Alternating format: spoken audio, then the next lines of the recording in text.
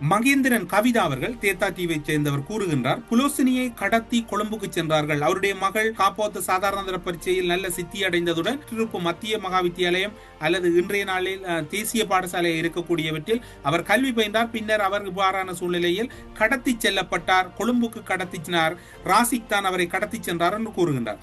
அதன் பின்னர் அவர் வீட்டுக்கு 2 வாரங்களின் பின்னர் வருவதாகவும் வந்ததாகவும் அதன் பின்னர் அவர் வைத்தியசாலைக்கு சென்ற போது மீண்டும் கடத்தப்படுகிறார். மட்டக்களப்பு போலீஸ் நிலையத்தில் அவருக்கான முறைப்பாடு பதிவு செய்ய சென்ற போது போலீசார் அந்த முறைப்பாட்டை ஏற்கவில்லை என்கின்றார். அந்த முறைப்பாடை இவர் எப்போது பதிவு செய்ய சென்றார், யார் அந்த போலீஸ் நிலையத்தில் ஏற்கவில்லை என்கின்ற விசாரணை உடனடியாக ஆரம்பிக்கப்பட வேண்டி இருக்கின்றது. காரணம் என்னவென்று சொன்னால், இந்த விடயம் ஒரு பெரும் சதி நடவடிக்கையாக முடிவடைகின்றது.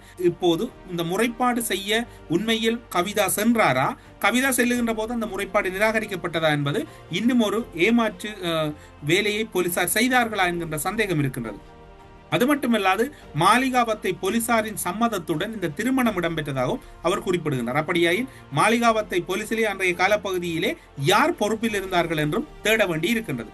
அது மட்டுமல்லாது ராசிக்கினுடைய காலில் அவர் விழுந்து அழுததாகவும் தன்னுடைய மகளை விடும்படி கேட்டதாகவும் புலோசினியின் தாயார் அல்லது சாரா ஜஸ்மினின் தாயார் கவிதா கூறுகின்றார். இந்த வாக்கு மூலம் இன்றைய விசாரணை பகுதியில் இன்னும் திறக்கப்படவில்லை அல்லது இந்த விசாரணை கட்டத்துக்குள் இவை உள்ளடக்கப்படவில்லை என்பதுதான் தேற்றா தீவில் அந்த குடும்பத்தாரோடு நெருங்கிய தகவல்களை பார்க்கின்ற போது கிடைக்கின்ற விடயமாக இருக்கின்றது. அப்படியாயின் இந்த உயிர்த்த ஞாயிறு தாக்குதலை அடுத்த கட்டத்துக்கு எடுத்துச் செல்ல வேண்டும் என்றால் இதில் இராணுவ புலனாய்வாளருடைய தொடர்பு இருப்பதாக இன்னும் ஒரு சந்தேகம் வலுக்கின்றது.